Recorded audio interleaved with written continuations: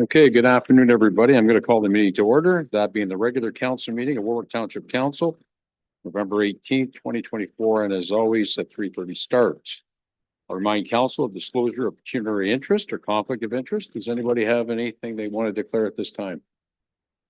Seeing none, thank you.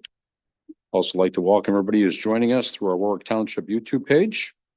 And now I'm going to do the acknowledgement of ancestral lands. We acknowledge that the Township of Warwick is located on the traditional lands of the Anishinaabe, as well as the many Indigenous nations in Ontario, whose footsteps have marked them for centuries. We also wish to acknowledge that we are situated on Treaty 29 and Treaty 25 territories signed by Chippewa chiefs, and offer our respect and gratitude for these lands. Council, I'm going to take you to number 5 on the agenda, and that's the minutes of the October 28th regular council meeting. Anybody have any questions on those minutes? I would entertain a motion. Councilor Morris, Councilor Westgate is seconding that. All in favor? That's carried. Thank you. Madam Clerk, there was no business arising from those minutes. Thank you very much. Council, we'll go to number 7, scheduled meeting events, 7A. Anybody have any questions on 7A? Seeing none. Go to 7B. Anybody have any questions on 7B? No questions. Thank you very much. Let's go to number 8, councillor commitments and items. Does anybody have any wish to add to the councillor commitment dates? Councillor Westgate. March 11th to the 26th. Thank you. Anybody else at this time? No? Okay, we're going to go to 8B. That's councillors' items. I'll start with you today, Councillor Westgate. I have nothing today. Thank you, sir. We'll go to Councillor Morse. A couple of things, and Kyle, I hate to pick on you, your first meeting, but I'm getting a lot of complaints on the potholes on First School Road and Underpass Road. What's happening is they're taking a lot of gravity, empty grain wagons across right now. And these things are almost bouncing off the road. They're so bad. So if you could have the guys maybe take the graders over if they could, that'd be great. We'll talk to the guys about it. Thank you. Councillor Morse, did you have something else? No, that's all. Thank you. Okay, Councillor Manning. I have nothing today. Thank you. Okay, thank you very much. Well, the first thing I'd like to do, it's a pleasure. And Wayne kind of beat me to it, Kyle, but we'd like to welcome Kyle Chisholm, who's our new Public Works Manager today. So we'd like to do, obviously, introduce you to the public, Kyle. And today is Kyle's first day. We welcome him here, and Wayne's already given him a job to do. So we've got him off out of the gate and running. So on behalf of the municipality, we'd like to welcome you, Kyle. Thank you very much for joining the team.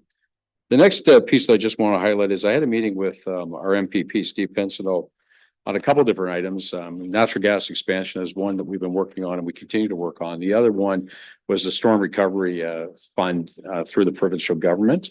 Our application has now been filed for this year's storm, and he is cooperating and trying to help us with that going through the channels. So I just wanted to note those two different things. And again, welcome Kyle to the team. Appreciate having you here. Okay, if we can, let's go to staff items. Doesn't look like we have any staff items today. Am I correct, Mr. Van der Leen? Thank you. And we'll go to delegations at 3:45. We have a timed event. We have an application for a draft plan of subdivision at them. We'll come back to it. We also have a couple others as well. We're going to go to number 11 on the agenda, if we could, council. That's the accounts. Does anybody have any questions on number 11A, the GL report? Anybody have any questions on the GL report? Seeing none. Does anybody have any questions on the accounts payable, 11B? No questions. I would entertain a motion to approve both of those two items. Councilor wish to. Councilor Manning is making the motion, seconded by Councilor Westgate. All in favor? That's carried. Thank you. Let's go to number 12, the consent agenda, if we could, council. Did anybody have any questions? The only thing on the agenda today is the non-action. Did anybody have any questions on the non-action correspondence today? Seeing none, I would entertain a motion to receive and file. Councilor Morris is making that motion. Councilor Westgate is seconding that. All in favor? That is carried. let's go to 13, council, if we can. That's reports and items requiring a motion. And the first piece is the action correspondence, for which I do have a sheet here with that, or I had a sheet with that. So I'll call the piece of correspondence out and council can let me know how they wish to deal with it. 11-16, the St. Clair Regional Conservation Authority draft watershed-based resource management strategy. I think that's an FYI, Councillor Westgate. Am I correct on that? Very good. So that is just an FYI. If anybody wants to comment, there's 30 days to do so. The next piece of correspondence is 11-17, and it comes from Dee Van Aert, and it's proposed community dinner to support both the local schools. And I think they're looking for some form of help. They want to do a dinner, a spaghetti dinner, and try to raise funds. How does council wish to deal with this? I'm reading between the lines and I'm thinking what they're looking for is maybe support on the rent of the hall or some other form of support to raise funds for the schools, the way I'm taking it. How does council wish to deal with that particular item, if at all? Yes, Councilor Morris. I'd love to support them on that. The only problem I have a problem with is every other community group that uses the hall pays rent. I know Rotary does. I know the Optimists do. I think we should help them. We help them every year with the school with their dinner and waive those funds.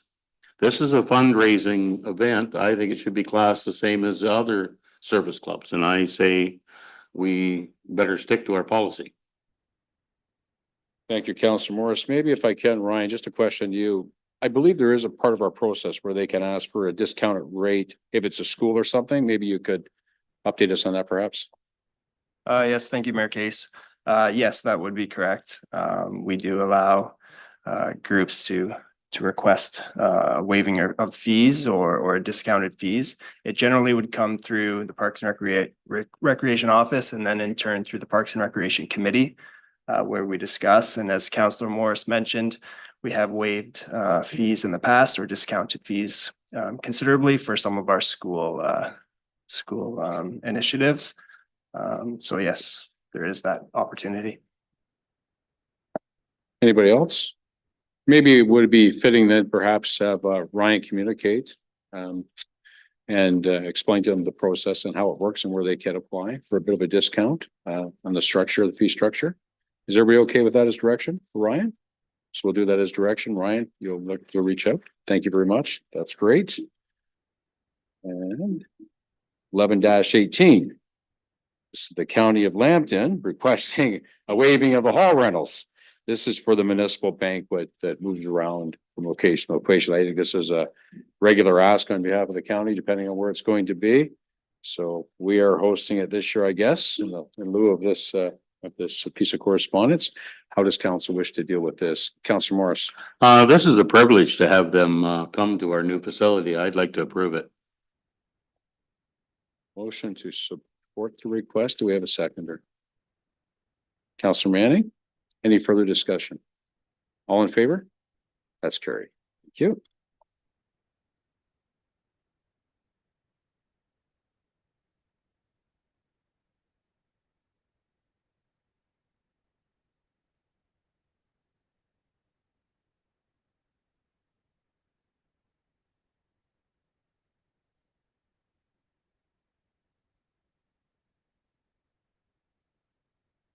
Sorry, I had my microphone off. I think this is something that we've done over the past few years. And that's supporting Humes and the horse carriage on the Moonlight Madness piece. How does council wish to deal with this request? Councillor Westgate? I'll make a motion that we pay for it. Seconded by Councillor Morris. I guess the only thing that's missing here is, and it's not a big deal, but the cost is not here. I'm sure maybe it's similar to what it was before, but anyways, I think it probably would be very similar, but that's the one piece that's missing. So, okay, I'll call the vote. All in favor? That's carried. Thank you. We're good. So that takes us to 13B. And this is the flexible working arrangements and personnel sick time. For our staff, first I would ask for a motion to lift from the table because this was tabled. Counselor Morris is making the motion. Do I have a seconder? Counselor Manning. All in favor of lifting? Very good. I'd like to make a motion in dealing with this, is the motion would be to extend the flexible working arrangements and personal and sick days for one more year and to have it revisited November of next year of 2025. That would be the motion. I'll make that motion if I have support. Since got seconded by Councillor Westgate. Any further discussion? All in favor? That's carried. Thank you.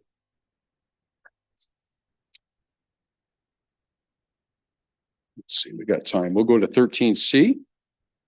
And that's the Watford Summer Market. And there's a request in here to continue on for next year with some funding to support the organization for year number 2. How does council wish to deal with this recommendation? Councillor Morris. I understood when we did this, this was for a 1-year shot. I don't know if I'm in favor of it or not this time.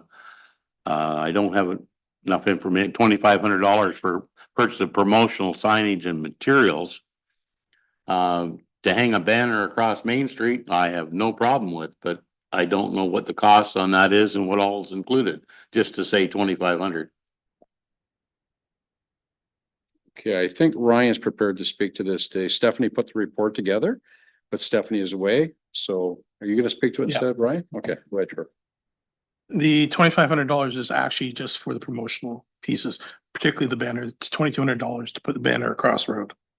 We would own the banner thereafter, so that if the partnership did fail after that point in time, the Township of Warwick would have all the inventory of promotional items and not AZ.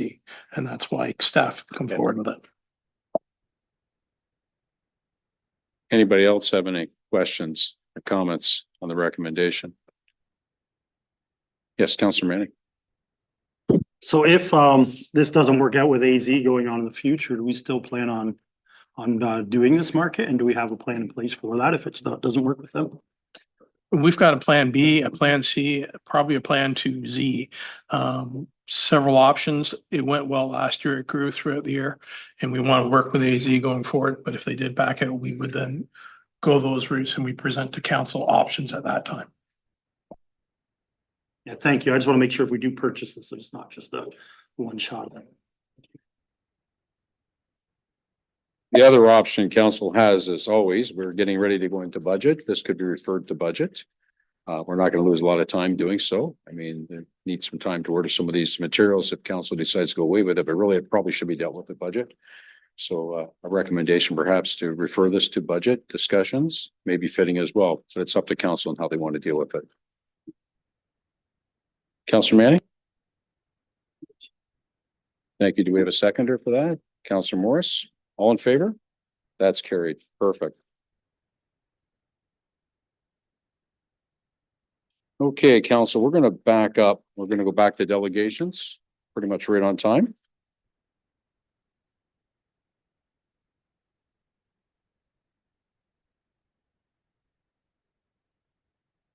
Okay, we'll give it just a minute, and we're going to start with our first delegation, and that's the application for draft plan subdivision for St. Clair Street, Watford. And we'll just give it a minute. Just stay on track here.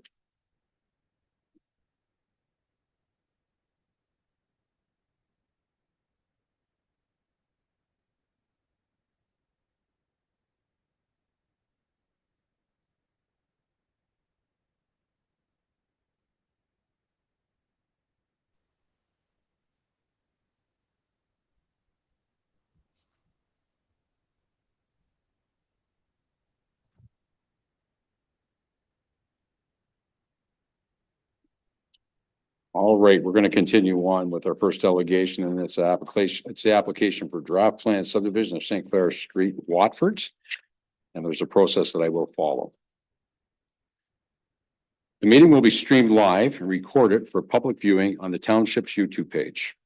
Applicants, proponents, and delegates wishing to attend the public meeting virtually were required to submit a request to the Township of Warwick by emailing info@warwicktownship.ca by noon on November 15th. Instructions on how to attend the meeting virtually as a participant were provided to those who registered. Participants will only be admitted into the meeting using their given name and will only be allowed to join during the agenda item that pertains to them.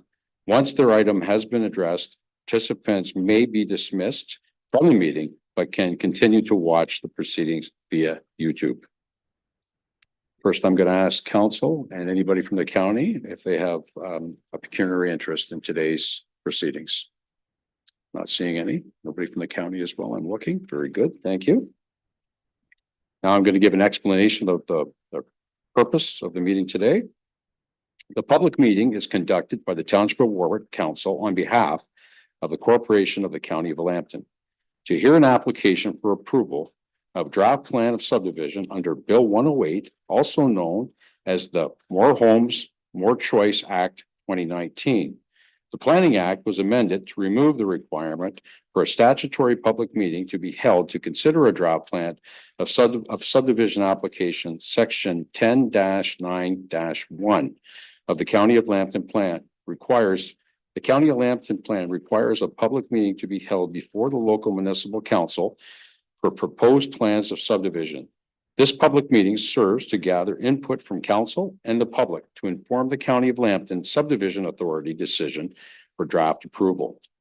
The subject lands are legally described as Warwick Concession 5 SER Part Lot 17, Reference Plan 25R 9297, Parts 5 to 10 and 16 to 18, and Concession 5 SER West Part of Lots 17 and 18, Reference Plan 25R 9297, Parts 11 to 15. The subject lands are municipally known as 308 St. Clair Street, Watford, and the Township of Warwick.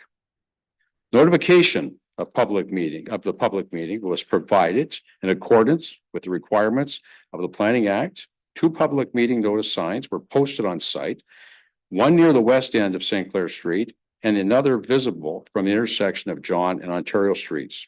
The County of Lambton received proof of notification on October 21st, 2024. No written submissions were received by the deadline outlined in the public notice, which was Friday, November 8th, 2024. I'm now going to call on Stantec to present their plan on behalf of the applicant. So I'm not here. Who's here from Stantec? Are they on Zoom? Okay. Do we have them connected, Heather? Ryan, can you hear me? Yes, I can. Can you hear me? Okay, the floor is yours to make your presentation, sir. Well, thank you very much. Do you mind if I share my screen? That would be fine. Thank you.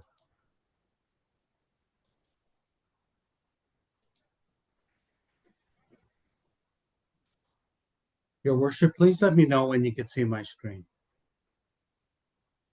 We can see your screen. Thank you. Good afternoon, your worship and council members.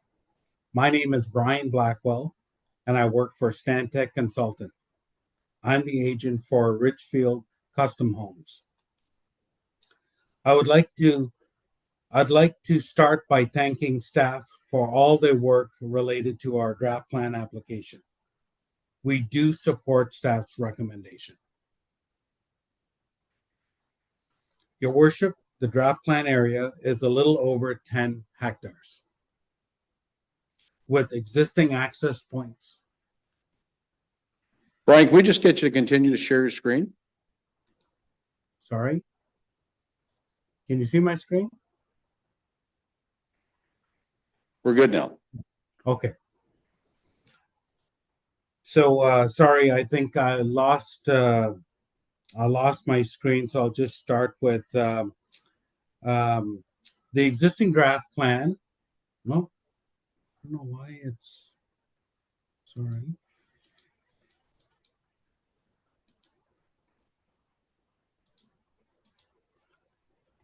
Okay, there we go. Okay. The existing draft plan is a little over 10 hectares with access points off St. Clair and Ontario Street.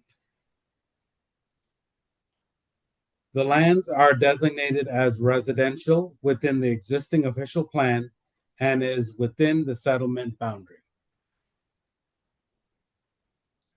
The lands have received zoning bylaw approval on March 25th, 2024.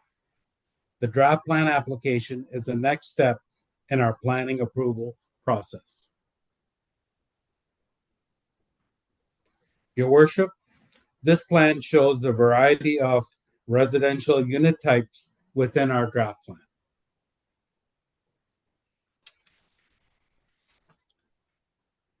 The light yellow area in color represents 54 single-family lots. The pink color represents 12 semi-detached lots. The brown the brown lots represents 50 street townhouse units. And the brown block, where you can see my cursor, will be a 26 townhouse condo block for a total of 142 residential units within our draft plan. As part of the draft plan, we have a 10-meter green buffer along the existing woodlot to the west. We also have a stormwater management pond, as you can see based on my cursor. We have a park block, which is located within the middle of the draft plan with connections, with future connections to the north and future connections to the south. The park land is 5.7 acres of the total draft plan. Your worship, the draft plan also provides future road connections to the north and future road connections to the south. We are extending St. Clair Street within the draft plan and Ontario Street within the draft plan. Your worship, this slide shows samples of Richfield Custom Home single-family units for the proposed site.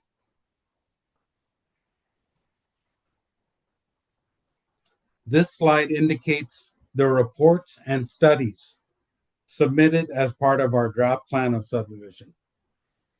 You could see that we've submitted a planning justification report, a functioning service report, stormwater management report, water modeling study, hydro-G assessment, stable slope, EIS report, TIS report, an ARCI release from the ministry, a geotechnical report, land use compatibility, and your worship, we're working on a noise study that it was requested by CN Rail. We haven't submitted this, but it is in progress. Once we finish this report, we will be submitting it to staff. This slide indicates the area used for a transportation study. We've included lands to the north at full build out for our report. This was based on zoning and unit count based on proposed zoning.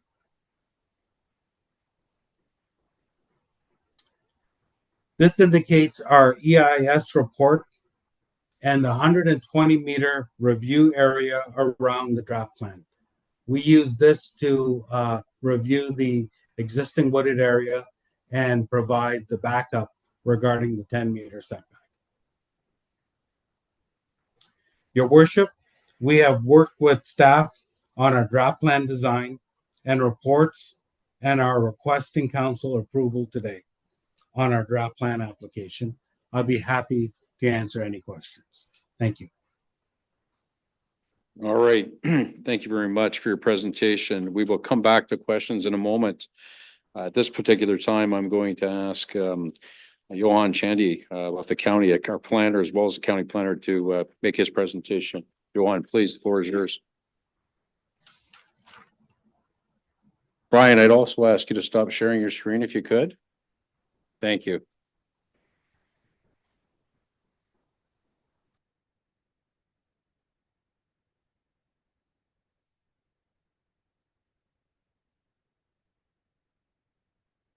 Thank you, Your Worship. Good afternoon, respected council members and the viewing public. I will be providing a presentation overview of the planner's report. Next slide, please.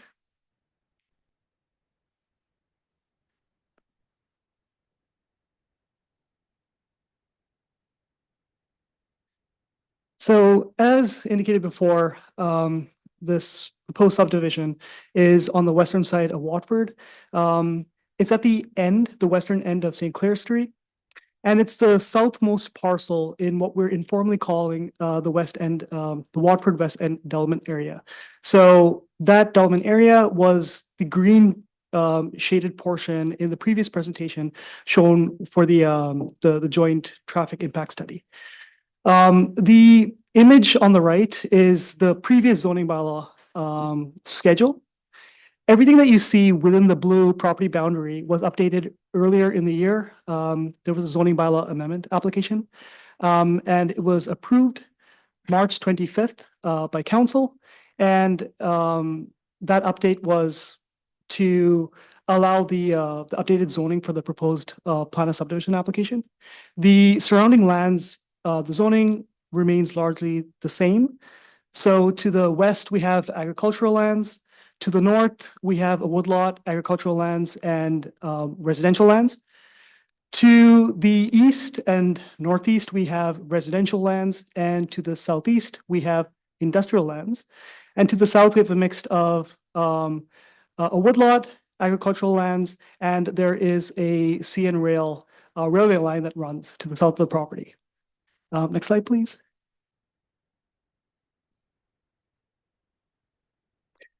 This was the proposed zoning schedule that was approved by council earlier this year. Next slide, please. So these are two photos of the site. There's still snow, so it was taken earlier in the year when it was winter. The picture on the left is a perspective from the end of St. Clair to the south, pointing towards the south. And the picture to the right picture is at the end of St. Clair Street, pointing towards the west. As you can see, the site is largely empty. Next slide, please. So this is the proposed draft plan. What is seen there is the whole site. If you can, it's kind of hard to see, but there's a purple line that runs through the middle of the site. So it runs to the north, and then it follows the drain that's on the site, and then it follows down south. This is the Solomon boundary, and today's proposal is within the Solomon boundary. The proponent owns the lands to the southwest of that Solomon boundary as well. If they are to develop those lands, they would require a Solomon boundary expansion.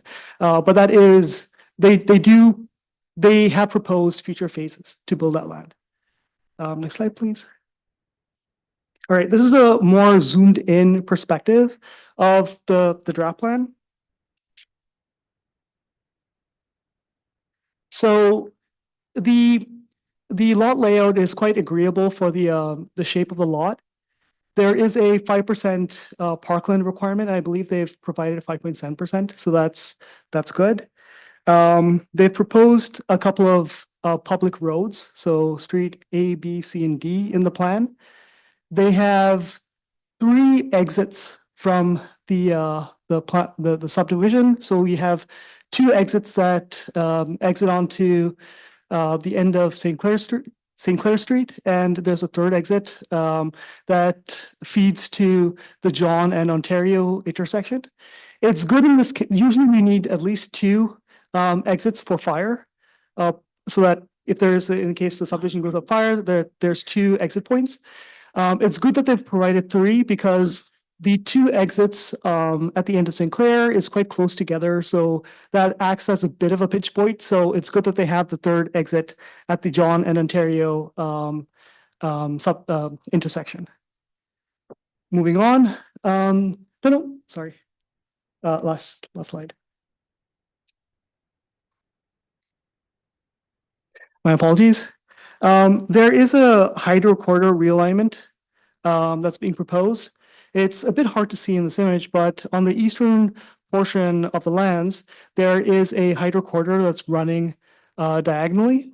This is being proposed to be realigned. Correspondence with Blue Water Power has shown that they are supportive of the realignment. The subdivision will be on municipal services, so that means it'll be municipal water and wastewater. There is the proposed stormwater pond, which can be seen in the southwestern portion of the lot. So a portion of that was proposed to encroach within the buffer of the drain. The Conservation Authority required them to show through a geotechnical study a stable slope. Only then would they allow the encroachment.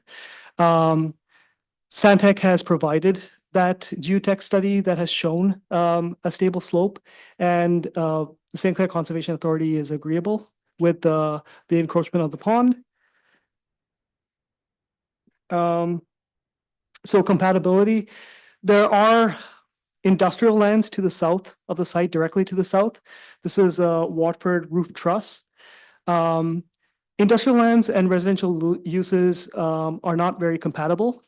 So we've required a compatibility study, and this compatibility study was provided, and what it showed is that they will be providing a noise wall at the boundary, the southwest boundary of the site between both the properties, and the units themselves will be built at a sufficient standard to deal with the noise.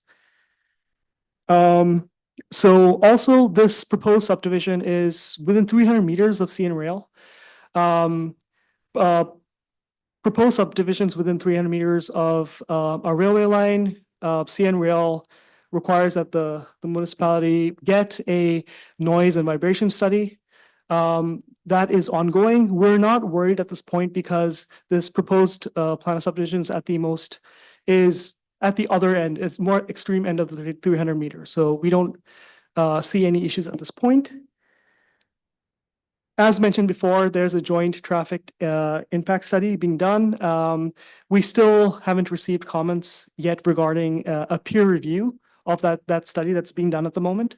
But at the moment, County Public Works has indicated that as part of that joint TIS, this is the one that's moving forward compared to the rest. So it's unlikely to trigger any intersection upgrades, XYZ. So there aren't any concerns at this moment.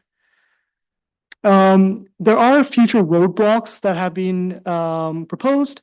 So there's a few future roadblocks that connect the plan of subdivision to the future phases to the southwest. There's also a future roadblock that is shown that connects the proposed plan of subdivision to the property to the north. The property to the north, the proponent plans to build a subdivision in the future, and the position of the proposed block, where it is right now, was through consultation between Richfield and that proponent.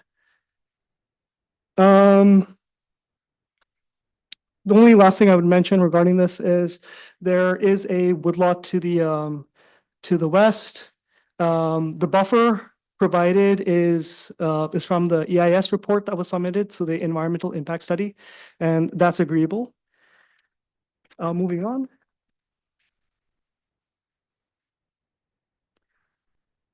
So generally, at this point, we don't have any significant concerns, and from a policy perspective, it meets all planning policy. Moving on. So Stantec already discussed, but this is an example of the kind of units that are going to be proposed and the expected design standard. So it's going to be built to a high standard. Next slide, please. So what's really good with this proposal, at least from a planning perspective, is we're going through a big housing crisis, and we have what's called the missing middle. And what the missing middle is there's not many unit types between a single detached and mid-rise buildings. There's not enough on the market. And as it is right now, most people can't afford a home. So one way to deal with the crisis is to provide more of this missing middle that you see in this picture. As part of this proposal, there is 54 single detached units, so that wouldn't be in the missing middle, but the other units are. So there's 12 semi-detached units, 50 freehold townhouse units, and 26 townhouse condo units. So this would all be missing middle units. Moving on. So the purpose of this meeting is basically to get comments from council and the public, and it's going to inform the county's decision, which will be made at a later date. Moving on. And the staff recommendation is that the Warwick Township Council receive this report for information. Thank you. Okay, thank you very much, Johan, for your report. The next part of this agenda is questions from council members. Does anybody on council have a question for our planner? Councilor Morris? You know, and I guess the one thing, we've seen these subdivision agreements go through before. I'm a little concerned with the A2 property that is left. How are they going to access that? And is there a way so they don't go through the residential property? I don't want to have in 5 years from now, somebody screaming because a combine is going through the street into the field. Have they got an access to this property that they're still A2? I'll let Stanfield answer that as well, but my understanding is they've provided future block accesses. So those are public roads, and then you'll have those accesses, and that leads to A2. That's the connection, I believe, and if Stantec can speak to that further. Sure, Steve? thanks, Johan. Do you mind if I share my screen, Your Worship? Oh, that is fine. Go ahead. Thank you.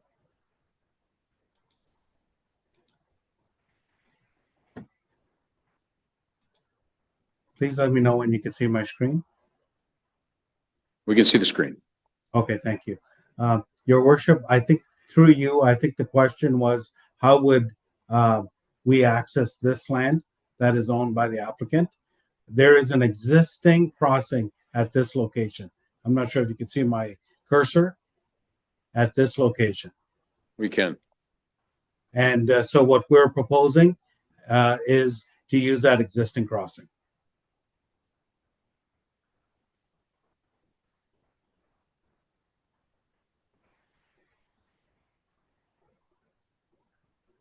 Brian, I guess, so are you telling me that they're going to be taking a 400 horsepower tractor through the subdivision to get to the farmland?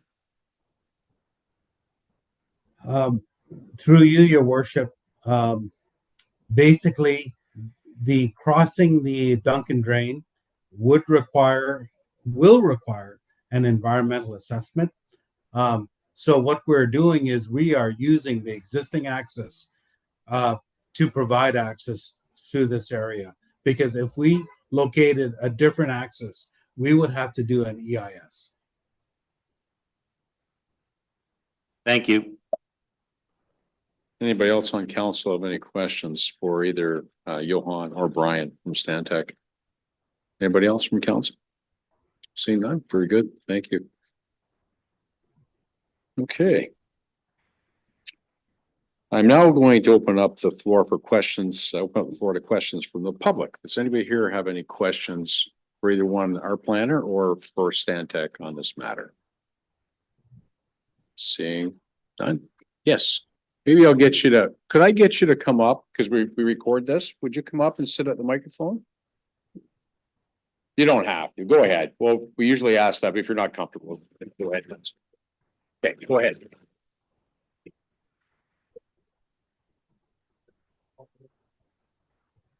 There's some questions there. Where's the water going to go? You start building these houses. Johan, do you want to take this? Do you want this to go to Brian at Stantec? Brian and Stantec, I can't speak for. Brian, can you speak to that? Did you hear the question, Brian? No, I did not hear the question at all, Your Worship. You want to repeat it?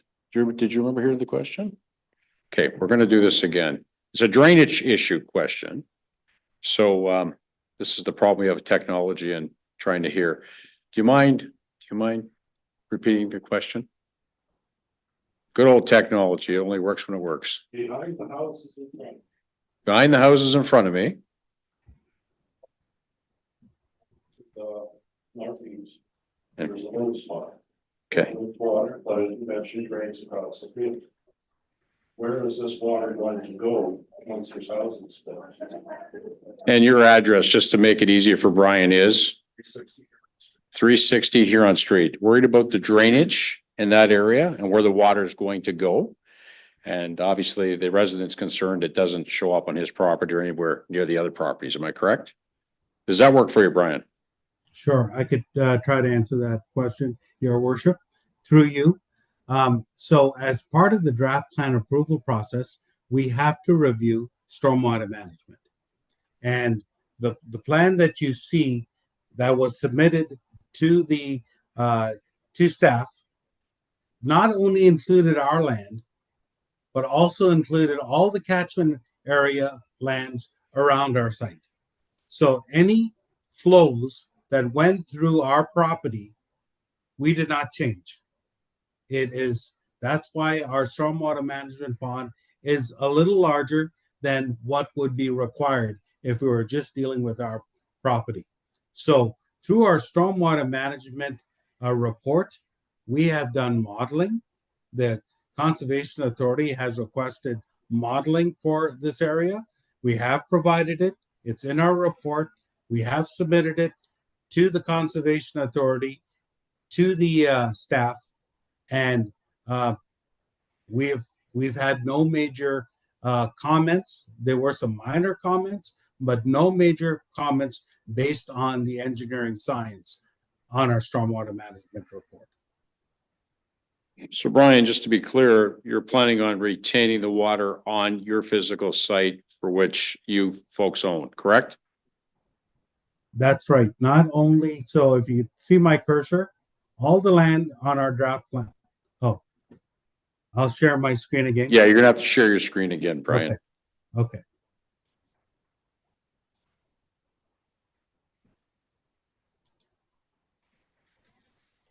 Can you see my screen, Your Worship?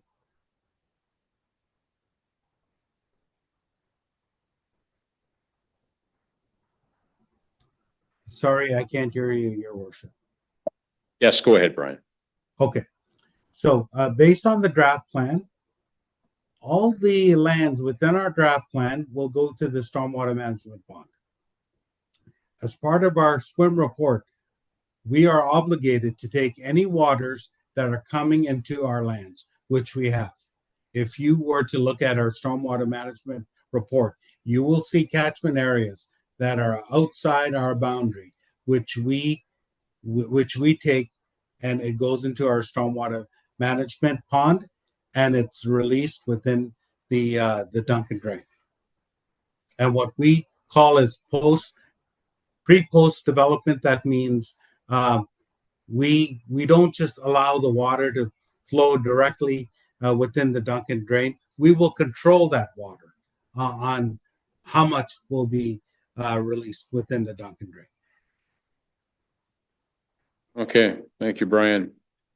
Councilor Westgate. In the last couple of years, we've had a couple 100-year storms. What did you design for? How many years?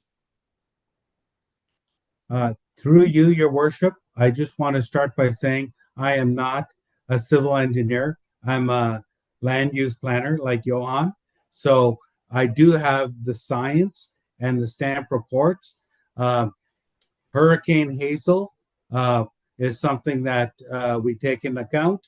We have taken into account, we were given a scope, terms of reference by the Conservation Authority, which we have completed in our stormwater management report and modeling. I could provide that information to the council member after this report, but I apologize. I don't have that information at hand. No, I'd like to see what you did design for after, if you could get that information for us. I can. Johan, if you don't mind, through you, Your Worship, Johan, if you could please provide the counselor's email address, and we'll make sure that we forward that information this week. Will do. Very good. Through Johanna or through our clerk, however it works, we'll make sure that you have the proper channels to submit that information as requested by Councilor Westgate. Anybody from the public have any other questions or concerns? Yes, sir. Do you want to come up to the microphone? It might work better. So Ryan can help you along. We just turn them on and you're good to go. I live at 298 John Street. And as our councilman, Mr. Westgate mentioned, we've had a couple of floods in our area. The storm water backed up, so we had like 2.5 feet of water in the street at the worst spot. My question really is, I don't know if it's to the subdivision or to the township or to the planner. Has there been thought given to the pumping system to take that storm water away or to take the wastewater away? Because we did have problems with the wastewater too this past year. And so I don't know what is planned there, but it would seem to me there needs to be larger pump or something to get the water to the lagoons. So that's more of an internal issue that we're dealing with based on those 200-year storms back to back. And what we're doing is we're waiting right now on some engineering reports. We were hoping to have them by now, but most of those things you mentioned are being addressed and the comments coming back from the engineers. It's been a slow process, but we will most certainly be sharing all of those comments from the engineers with the ratepayers. So it is a situation that we're dealing with, which is for the most part, somewhat separate from the planning situation. What we're talking about today is the projected development and how they retain waters on their land and the planning around that. But there is something coming. I can assure you that. We're waiting. We're just as anxious to get it as everybody else. And then we will be sharing with the public. You're welcome. Anybody else have any questions? Yeah, Johan, please. Just to add to that, so regarding the site itself, through our subdivision agreements, we require all water to be contained within the site itself. So that's our agreement.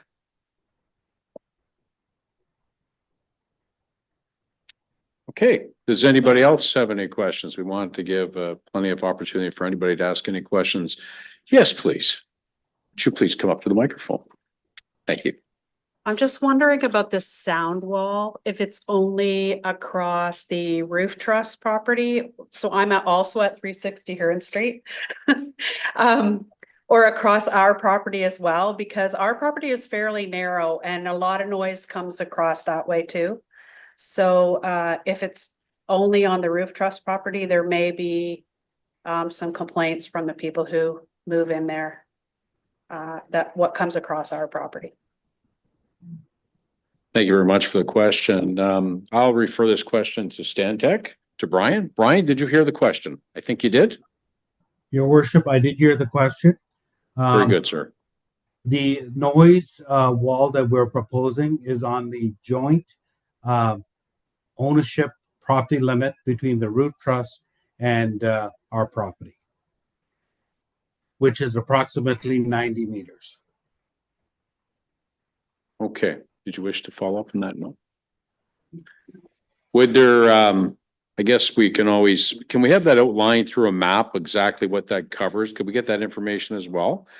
And then we can pass it on to the ratepayers with a question if they want to contact you. Yes, please. I think it would be more than 90 feet because the roof truss property abuts onto this property on the west side and the south side. So is this wall only going on the west, on the south side of the property, of the new property? Yes, it is. Oh. Sorry, Your Worship, through you. It's a 90 meter noise wall. 90 meter, not 9 meters, 90. And it's on the west limit. I'm not sure if you can still see my screen. This is the common lot line, and it's all along this limit right there.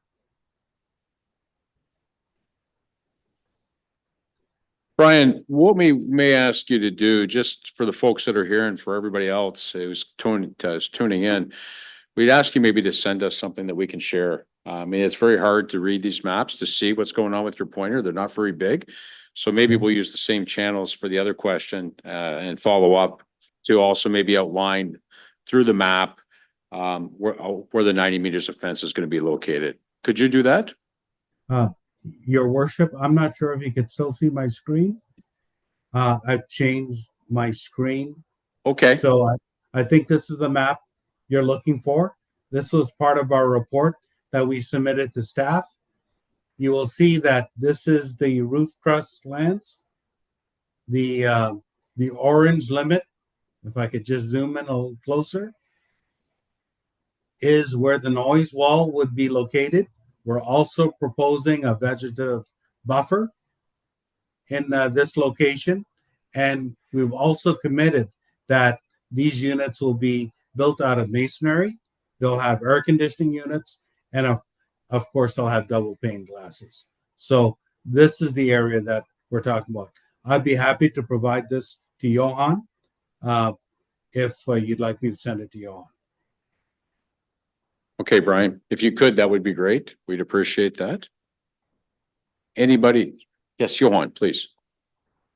To your worship, Brian, I have an additional question to you, and this is regarding the previous question that was asked regarding the remaining A2 lands. Does the proponent intend to farm those lands? Sorry, Johan. You weren't Sorry, quite clear. does the proponent intend to farm the remaining A2 lands? So the question is, are we intending to farm this area? Now, I do see one of the owners on the call, Paul. Paul, do you mind if you could answer that question? Good afternoon. Yeah, as far as I know, the plan is to continue farming that, at least for the short term. All right, thank you. Anyone else who's present today have any questions about this development? Seeing none? Thank you.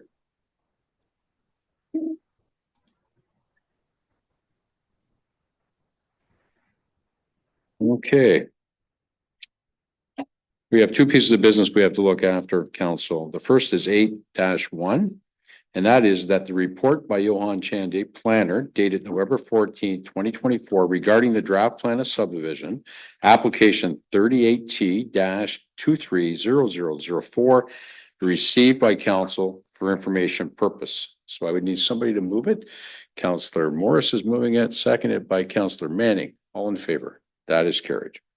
The second piece, 8.2, is that council recommended to the County of Lambton, recommend to the County of Lambton Subdivision Approval Authority that the draft plan of subdivision 38T-23004 be draft approved, subject to the required conditions and approval. So we need a motion to do that as well. Councillor Manning, Councillor Westgate is seconding that. All in favor? That's carried. So the next part is the appeals and adjournments. The Planning Act is amended by Bill 108, also known as the More Homes, More Choice Act 2019, does not allow any decision made by the County of Lambton Subdivision Authority respecting a draft plan of subdivision application to be appealed by the public to the Ontario Land Tribunal, OLT. Only the applicant, the minister, the municipality, or planning board in which the proposed subdivision is located, and a public body or identified person that meets certain requirements may appeal the authority's decision to draft approve the plan of subdivision. Any of the related conditions or lapsing provision within 20 days of the notice of decision, any person that wishes to be notified of the decision made on this application should fill out the provided notification form, which I believe is here today. Those forms are here. If anyone wants to fill them out, and they will be notified. So this ends the public portion of the meeting. Now, in saying that, I just said a lot, and the official aspect of one of these meetings is it's done. But I am going to open it up based on what I just said. Is there anybody else that has any questions on what we just did here as a council and what we just said. Any other questions? Okay. So there are these forms that are here. Heather, where are the forms? Right, so if anybody wants to be notified of decision, please fill one of those out. We will make sure. The Planning Act, folks, has changed a lot in the last little while. And it seems to be a living, breathing thing, correct, Johan? So anyways, we appreciate you coming and your patience. And we will make sure if you fill one of those forms that we'll notify you, but we will also be obviously notifying the public as a whole as well. So thank you very much for coming. You're welcome to stay for the next portion of the meeting if you wish, but thanks for coming.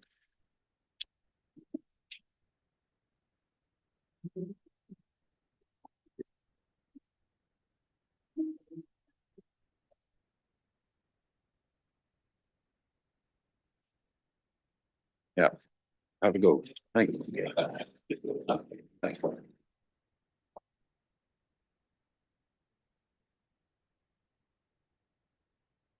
Okay, council, the next piece of business for us today on our agenda is we have Peter Pickfield, partner in Garrett Pickfield LLP. He's here today to talk about the peer review team update. And do we have Peter waiting in the waiting room, as they say? Can you hear me, Peter? We'll try again. Peter, can you hear me?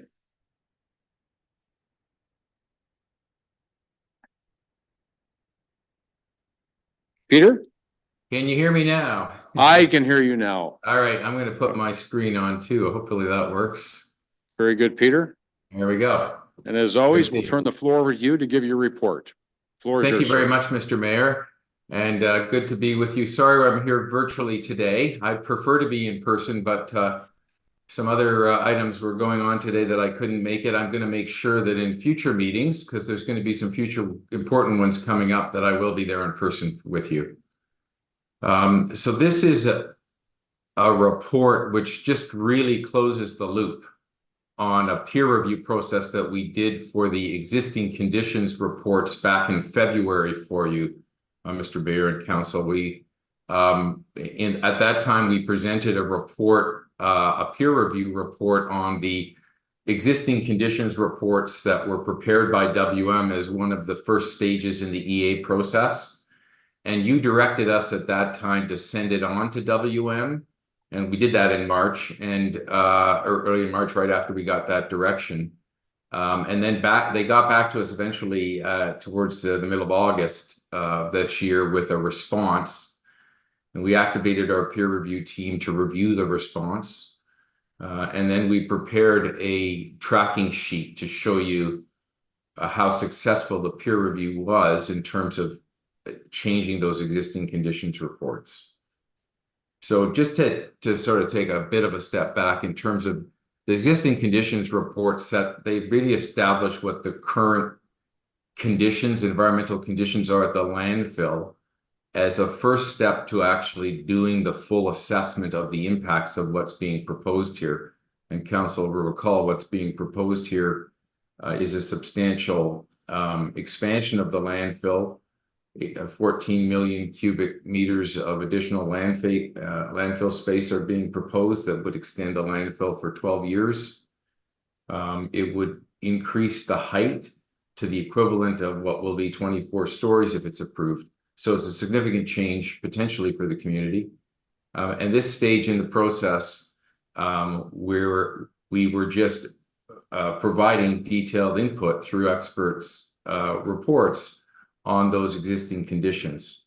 So what I'm going to do in a moment is just update you on where we are on the existing conditions report.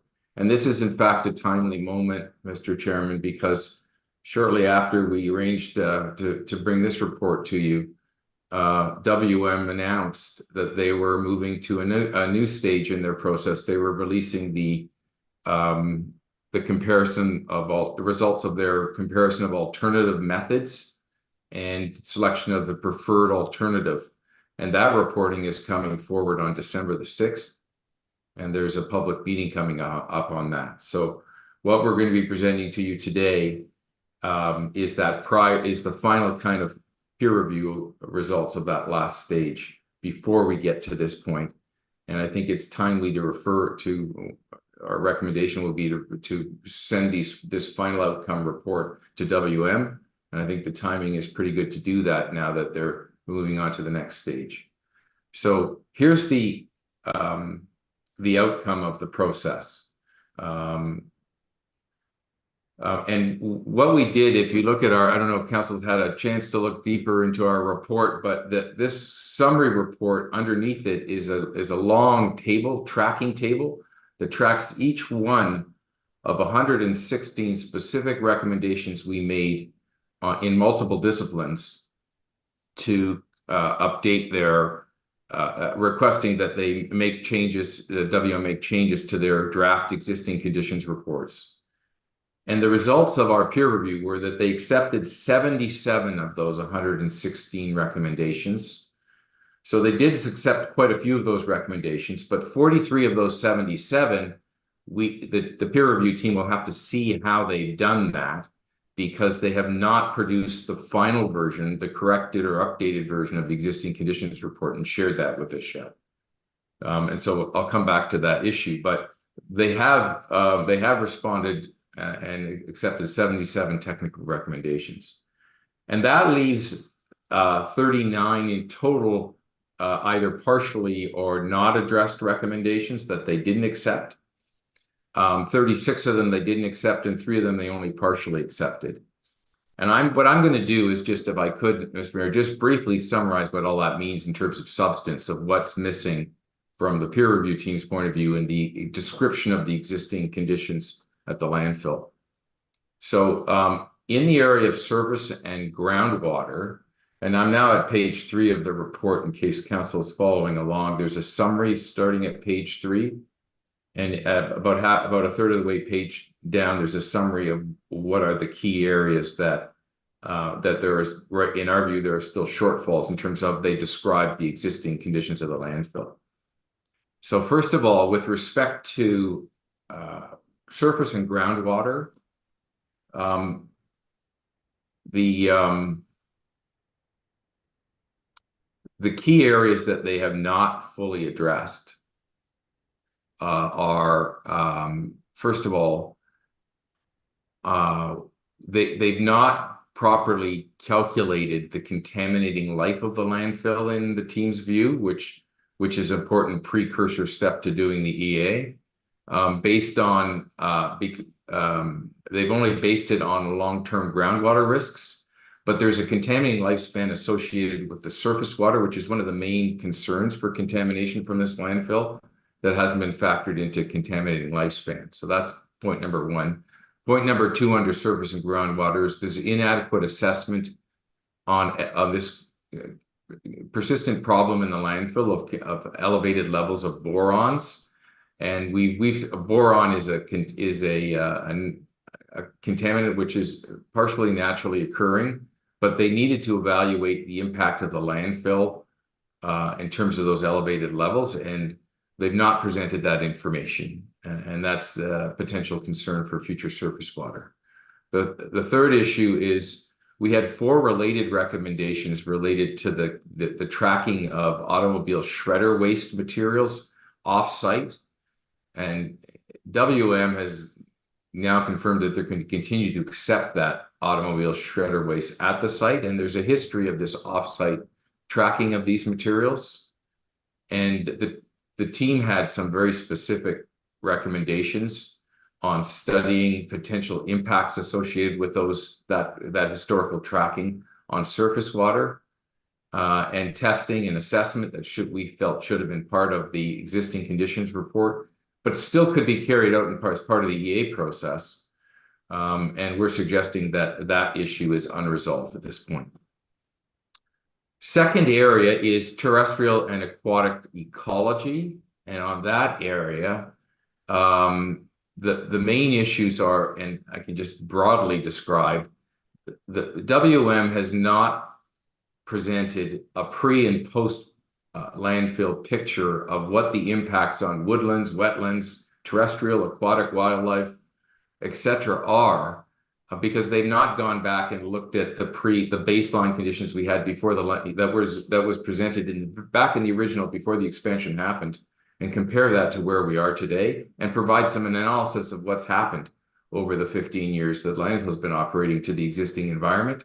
That's a big missing piece that's not properly presented in the existing conditions report. They heard our comments on that, and their response was that they're not prepared to address that. And so that remains an outstanding issue. The second is that they haven't done a good job in terms of presenting how they've been dealing with bird and gull management programs and their effectiveness at the landfill. And that's a good important information as we go forward, because that issue of bird and gull attraction to the landfill and its potential impacts, including impacts on the local airport, because there's a health issue there, needs to be more carefully assessed. So we'll see how they've assessed that issue. But in our existing review of existing conditions, they haven't provided adequate information on what they've been doing on that to date. With respect to air quality, the two main concerns there are they didn't agree with our recommendation to assess current diesel particulate matter, which is the stuff that is created through the trucks that come in and out of the site, and to the proper assessment of that. They didn't agree that they should do that, and they haven't agreed to do that. So that's an outstanding impact on the existing conditions. And we're going to be looking at that going forward in terms of how they deal with that issue with the assessment process. And then there were 3 specific PRT recommendations with respect to odor issues, which is a long-term concern for our team in terms of its impacts on the site. And they did not agree to our recommendations in terms of providing more detailed information documenting the odor issues and how they could be addressed. With respect to noise, the key issues are the southern portion of Nauvoo Road was not included in the assessment of future haul route impacts. So that was a missing piece that the noise reviewer thought should be included. And then there was a need to include the adjacent cemetery as a noise sensitive receptor. They've rejected using that as a sensitive receptor. They're only concerned about residential receptors, not about the users of that adjacent landfill. And the third is the need to both explain how points of reception were chosen for the assessment process. And also the need to confirm the generalized assumptions around the original noise assessment, which are relied upon, that continue to be valid. So there's some missing pieces on noise that are significant, and we'll see how they address those in the next stages of the process. But so far, not prepared to address those issues.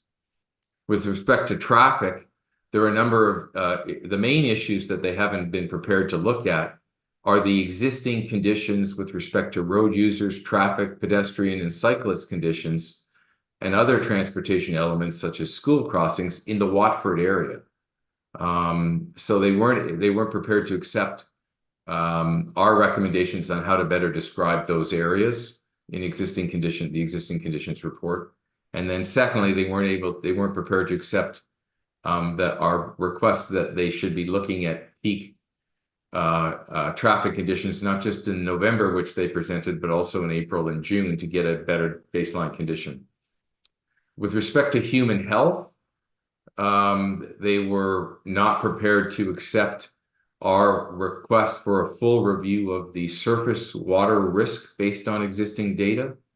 And they were also not prepared to accept the need to document changes from the 2005 health risk assessment in terms of scientific data and sort of update that in terms of the standards for risks. So those are 2 gaps that continue to exist on existing conditions related to that.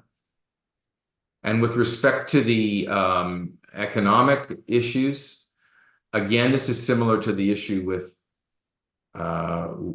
respect to the natural environment, that they weren't prepared to look at the pre and post landfill effects of how many businesses and homes since the 2009 expansion have we gained or lost?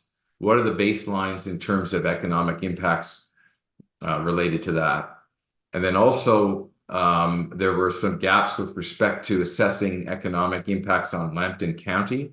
They were prepared to provide those for the township, but not for Lambton County. An evaluation of the effectiveness of the property value protection program was not something they were prepared to address. And then an evaluation of how documented odor concerns impacted the economic environment. Again, not prepared to assess that under the existing conditions. And finally, they weren't prepared to do an evaluation of whether or not the existing socio and economic conditions associated with the landfill are satisfactory to the community, because they weren't prepared to specifically ask those questions about whether the community is satisfied that since the landfill's been operated. And they've relied on existing information, but there's very thin information in terms of the surveying work they've done on that question. And then finally, the last point is on land use planning. The land use planner was just looking for more information on the methodology they would use with respect to how they were going to show that the provincial planning statement, and in particular, the land use compatibility guidelines for industrial uses, were going to be applied in terms of the risk assessment. And they felt that there was not good enough explanation with respect to that. So that gives you a summary that there are some important critical gaps in the information. As I've said, there's 36 areas where recommendations were not accepted, 3 where they were only partially accepted. And, there's an opportunity to do this, to continue to address these issues through the EA process, if they're prepared to do it. So we're recommending that we forward this report on to WM, that we encourage and we ask WM to, first of all, provide the existing conditions update report so we can see how they've implemented the ones they've accepted, the recommendations they've accepted, but also offering that they engage the peer review team to see if some of these other issues can be addressed as we continue on this EA process over the course of the next year or so. So that's what the recommendation says. The recommendation is, I won't read it to you, but it's provided in your agenda. And I'm looking for support from council to pass this reporting on to WM, close the loop on this issue, and see if we can engage them in terms of continuing to work with us to try to resolve these outstanding issues. Okay, well, thank you. Thank you very much, Peter. Yep. We will deal with the recommendation in a second. Does anybody have any questions for Peter based on his presentation? Councilor Morris. Peter, just one quick question. You mentioned traffic Yeah. and get them to do it in April and June. Mhm.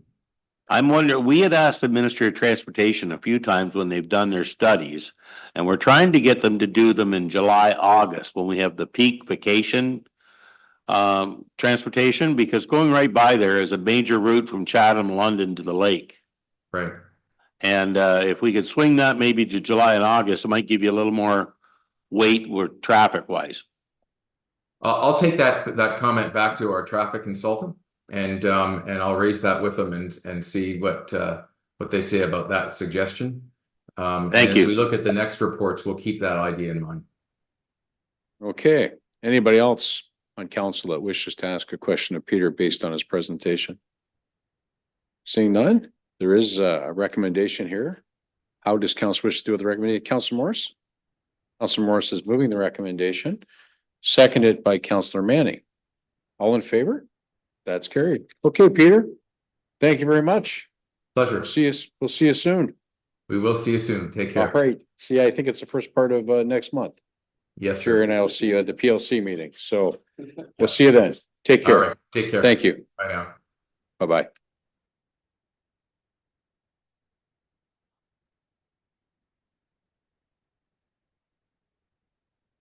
Okay, council. The next on our agenda is we have John Spadafora from MNP. Is John in the waiting room? Yep. Sorry for the wait, John. It's been a busy council meeting today. We appreciate you being here. And as always, John, I'm going to turn the floor over to you to give your report on the audited statements. Floor is yours, sir. Great. Thank you, Mayor and Council. I'm just getting situated here. Okay, so yeah, I do have the kind of package set up. I guess I'll share my screen if that's okay while I do the presentation. Yes, please.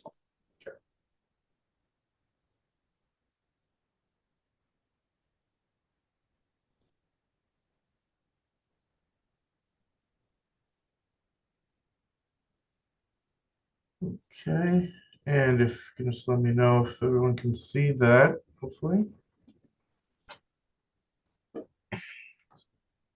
So looks good to go then? We can see it, John. Please, Great. go ahead. Thank you. Okay, so some kind of similar slides for the group here, just kind of reiterating some of the items we need to kind of do verbally each year. And so just kind of reminding everyone about the public sector accounting standards. That's what we are using here, as opposed to maybe internal, budgeting and internal recording. We do use the PSAB standards for the audit itself, provides that comparability amongst municipalities. And it is a financial framework. It does, part of it is the financial information return that's prepared for the province as a byproduct of the audit, and it is public record. We do have that started and in good shape. We're just looking to finalize that shortly here, and then obviously send those statements as well with that. Adhering to PSAB requirements provides that financial information for that accountability and informed decision-making for the township. And then, like I said, comparability with other municipalities. So the governance and council, your kind of role here to inform, direct, manage, and monitor activities of the municipality toward the achievement of the objectives of financial sustainability, as well as those 2 bullet points there, review of the financial statements and reviewing those budget sets and variance analysis over the year. Governance process as well, promoting those appropriate ethics and values within the organization, the effective organizational performance from management and providing accountability, communicating risk and control information to appropriate areas of the organization, and as well activities, identifying the activities and communicating information between yourselves, us as external auditors, and management when necessary. So just to touch on internal controls, we're looking at these as part of the audit process, but also, what is established for by management for the organization, and those policies, procedures, and processes in place to help the organization with those checks and balances to help prevent and help detect any error, fraud, or theft, provide any early warning signs of problems. Controls operate continually and at all times and at all levels within the organization. So as part of reviewing the procurement policies, our process, of course, if we do provide any sort of assistance as part of the audit, it is independent of the audit, and just helps to, kind of look at those guidelines, focus on ensuring that any controls and procedures in place help protect the township from potentially fraudulent activity, but also providing procedures for the day-to-day, month-to-month, and all that. Part of our reviews with the audit also looks at the efficiency and effectiveness of those controls and procedures, ensuring that there's no management override at any levels, and that those processes maintain appropriate segregation of duties as necessary. There's the documentation and authorization on each level as required across each department.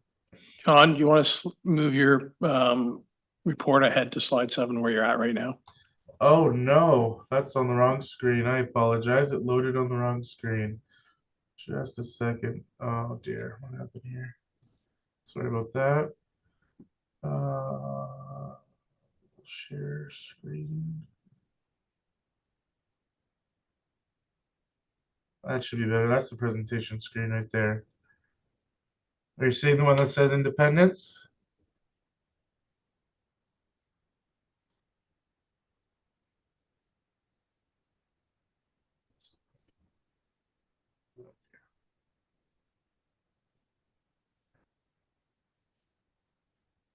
Are you seeing the one that says independence now, I assume? Is that correct? Yes, John. Okay. Sorry about that. I guess wasn't too much more on the slides than what I said, but continue on here. So the independence piece, this is one of the main ones. So it's good that this one has been picked up on here. So the Canadian auditing standards require that we communicate annually with the council and those with governance and the municipality, that in a professional judgment, if there was anything impairing our independence in determining which relationships to report, these standards require us to consider those relevant rules related to the Chartered Professionals Accounts of Ontario. So you can see a bit of a list here, but I can confirm that there is no one that worked on the audit that did hold a financial interest with the municipality, either directly or indirectly. Nobody's holding any position of influence that gives a right or responsibility to exert any significant influence. There's no personal or business relationships of any immediate family or close relatives.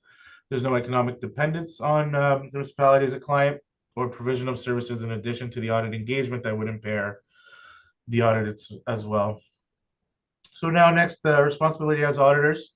So as stated in the engagement letter, our responsibility to the municipalities to express the opinion on whether the financial statements present fairly in all material respects the financial position of the organization based on our Canadian public sector accounting standards. And the audit is performed to obtain reasonable but not absolute assurance as to whether the financial statements are free of material misstatement.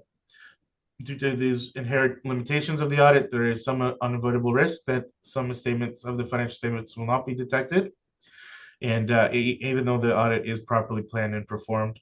So of course, we're always looking for that reasonable assurance based on the audit evidence we can obtain.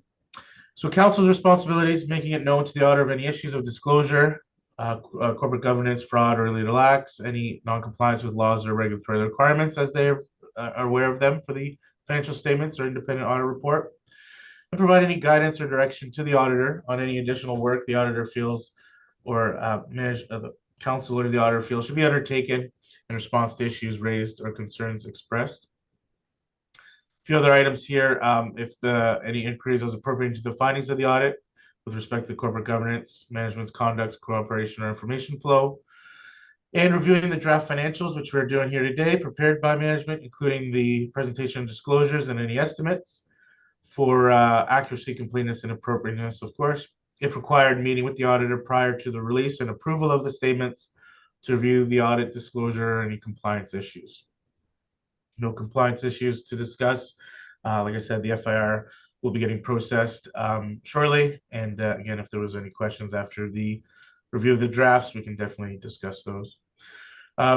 Procedures selected depend on audit judgment and obtaining reasonable assurance, sometimes based on balances or significant transactions throughout the year to determine areas where audit testing should maybe be increased. We evaluate the appropriateness of accounting policies used and any estimates made by management, and procedures always are reviewed and controls tested throughout the year along with year-end work performed. It's always part of our audit process as well. So some highlights, so we examine on a test basis our evidence supporting the amounts in the disclosures and statements, including the departmental budgeting. So control and substantive testing along with analytical review is utilized to attain the appropriate level of evidence.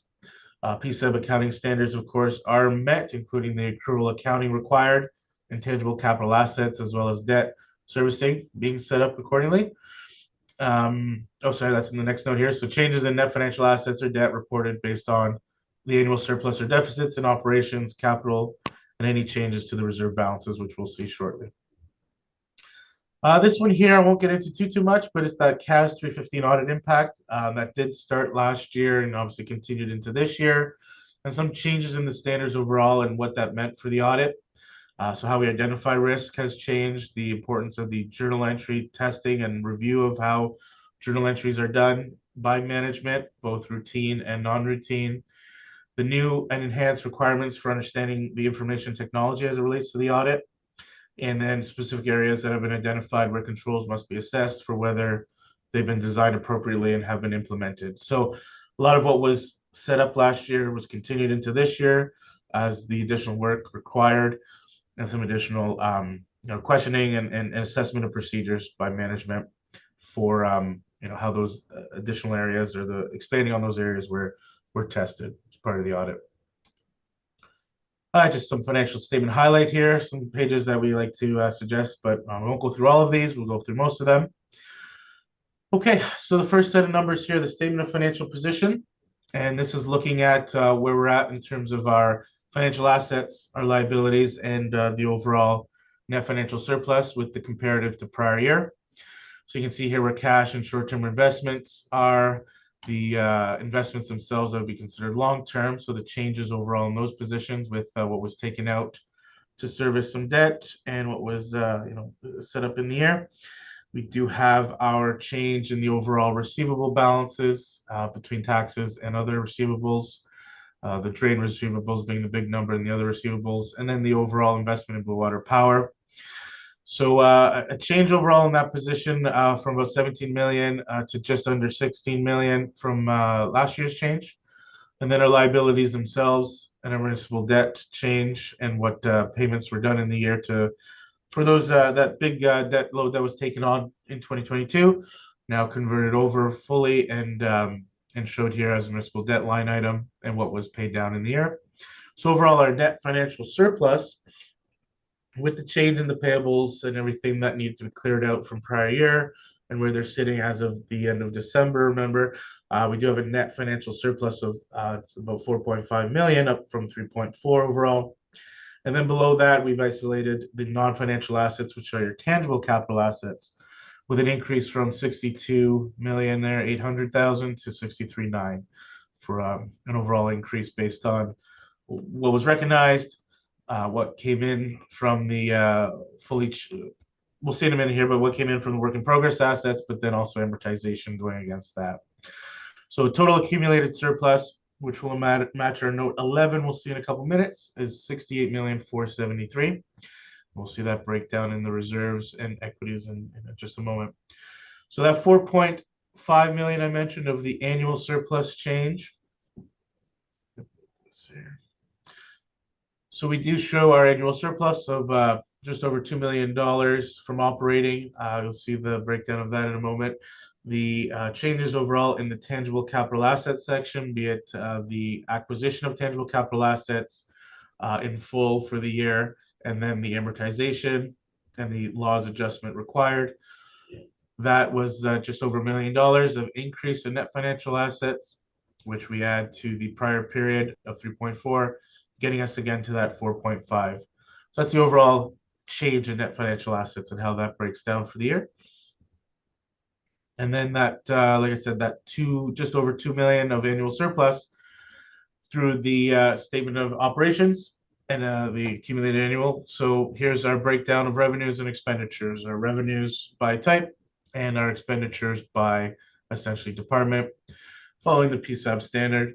So we can see overall, we do have, before the laws adjustment, 1.9, just under 2 million here of annual surplus. With the laws adjustment, we get to that 2.2, and a breakdown basically by user charge, taxes, transfer payments, and all of that, with the offsetting expenses based on the departmental expenses through the operating PSAB reflected budget. And then from there, like I mentioned, so our accumulated surplus of 68 million, well, how does that break down? We, of course, have that invested in tangible capital asset, net asset position or equity position. Our unfinanced capital projects, which include lighting and garbage and other special areas, where that's sitting at for the year. Our township deficit overall based on the activity and expenditures, and then the equity in Blue Water Power Corporation, and then the unfunded piece, which is made up of other items and the debt servicing that's required. Underneath that is all the earmarked reserves. So we do have the breakdown there and the changes overall. Capital projects being the significant piece of that did have a bit of an increase. So we went from 9.4 to 10.2. And then in the water and sewer segregated reserve funds, we have 3.5 up to 4.5. So funds there put away. So overall, we went from 66 million of accumulated surplus to 68.4 here. And that's a breakdown between the equities and the reserves.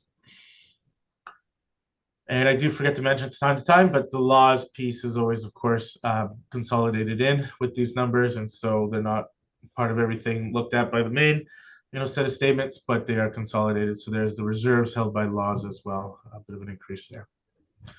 This next slide, just a breakdown of the asset costs and the kind of changes based on type of assets. Big activity under assets and construction. So we did have a large in progress piece that then was recognized across infrastructure and of course mainly buildings.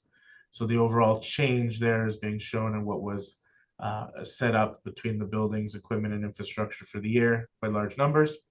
But overall, 95 million of cost balance, lesser amortization.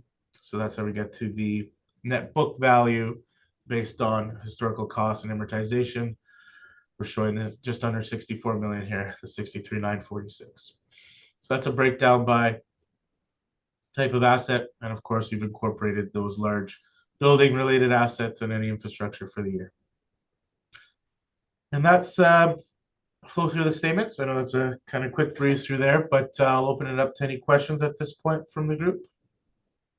All right. Thank you very much, John. Does anybody on council have any questions for John based on his report, the financial situation of the municipality through the audit statements? Anybody? No? Seeing none. John, anybody from staff have any questions at all? Seeing none? Okay.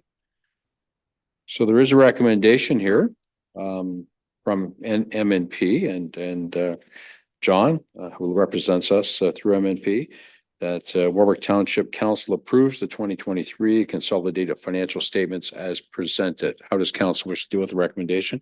Councillor Manning is moving that. Do we have a seconder? Seconded by Councillor Westgate. All in favor?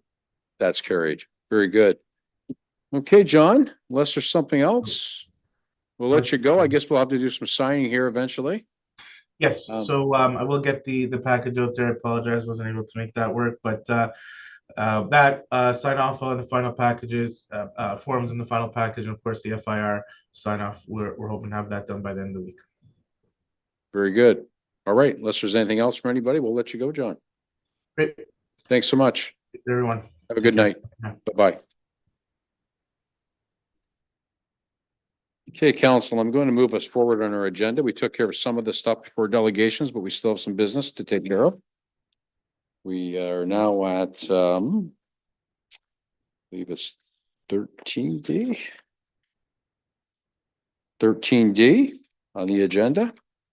And that order of business is the Falls Drain petition. And what council needs to do in a situation like this is to appoint an engineer to deal with the Councillor Morris. Put streets in charge of Motion to put Spreets, and as the engineer, do we have a seconder to that? Thank you. Councillor Manning is seconding that. All in favor? That's carried.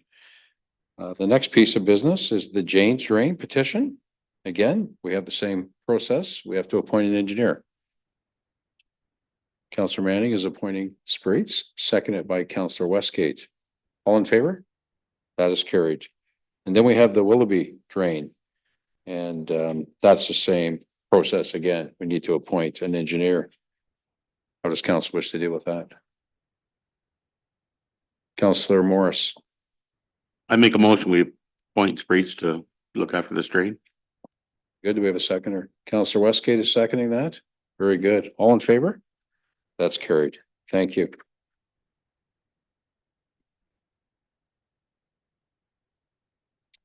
Now we're at 13G, and that's a tender situation, and there's a recommendation to award the tender for the Isles Drain and Kersey maintenance. And the recommendation is this, that the tender for the Isles Drain and Kersey Drain maintenance be awarded to Van Bree Drainage and Bulldozing Limited for a cost of $47,500 plus HST, total cost of $53,675. How does council wish to deal with that recommendation? Councillor Morris. I make a motion that we recommend Van Breeze to do this drain. Very good. Approval for Van Bree. Do we have seconded by Councillor Manning? All in favor? That is carried. Thank you. Any new business for today, folks? Seeing none? Very good. So that's going to end the open session of today's meeting, and we are now looking for a motion to go into closed session, and that motion would be a motion to move into camera meeting of council pursuant to section 239 of the Municipal Act 2001 is amended for the following reasons. A matter regarding personnel matters about identifiable individual, including municipal or local board employees. A matter concerning litigation or potential litigation, including matters before administrative tribunals affecting the municipality or local board. a trade secret or scientific, technical, commercial, financial, or labor relations information supplied in confidence to the municipality or local board, which, if disclosed, could reasonably expose the company. And number 11, a position, plan, procedure, criteria, or instruction to be applied to any negotiations carried on to be carried on by or on behalf of the municipality or local board. Do we have a mover? That was a mouthful. Counselor Manning's moving that, seconded by Counselor Morris. All in favor? That's done. Thank you.